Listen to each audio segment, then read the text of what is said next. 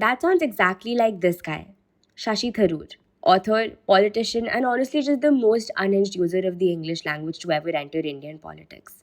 I wanted to see what a conversation with him would look like. So I built an AI chatbot that exactly mimics him. This is Nano Tharoor, 3 billion parameters running live on Hugging Face right now. Link below, you can chat with him yourself. Ask it about cricket, you get 200 words on how the sport is simultaneously the most British and the most Indian thing that exists. Ask it about the constitution, and it sounds like it memorized the Constituent Assembly debates. Ask it why politicians lie, it gives you a philosophical answer with historical references and an aphorism at the end.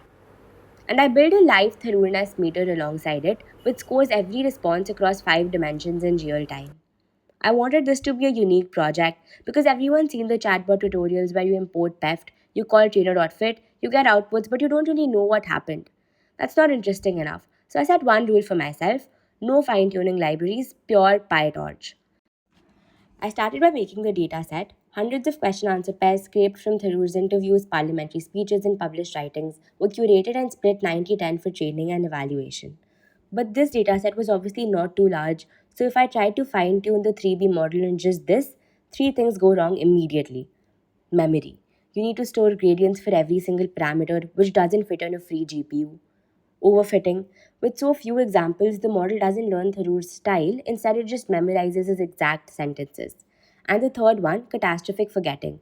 The gradient update is completely blind to what the model already knows. You push everything toward Tharoor data, and somewhere in the process, the model quietly starts forgetting how English works. It's like cramming for one exam and forgetting everything else you studied. So the solution is low rank adaptation, which, given my limitations, I wrote from scratch. Instead of modifying the base weights, you freeze them and attach a tiny bypass on top. Full update for one attention layer would be 4 million parameters. With rank 16, the bypass only needs 65,000, which is a 61x reduction. And there's one initialization thing. Matrix B has to start at 0, otherwise, the adapter is already doing something before training even begins, which completely breaks your starting point. But matrix A has to be random because if both are 0, the gradient on step 1 is also 0 and the adapter never learns anything. I wrote the forward pass, the weight merging, and the analysis, and then trained. The training graphs show that the model actually generalized Tharoor's style, which indicates the outputs worked. But text generation is just the surface. What I actually wanted to understand was what was happening inside the model while all of this was going on. And this is where it gets genuinely interesting. Where does the style actually live? At every checkpoint, I ran SVD, singular value decomposition, on the adapter update matrix. Here's how you can think about it. I gave the adapter 16 dimensions to work with. The singular values tell you how many of those it's actually using. Are all 16 contributing equally, or is everything concentrated into one or two directions? Early in training, it was flat, spread across 16 dimensions, still very noisy.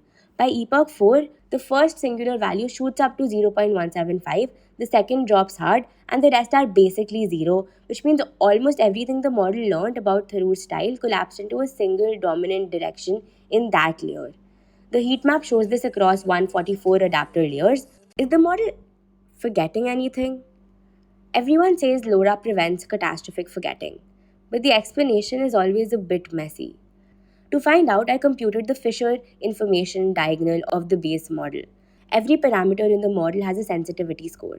Some are load bearing, you touch them and things break. Others basically don't matter, you can move them freely. The Fisher diagonal gives you that map.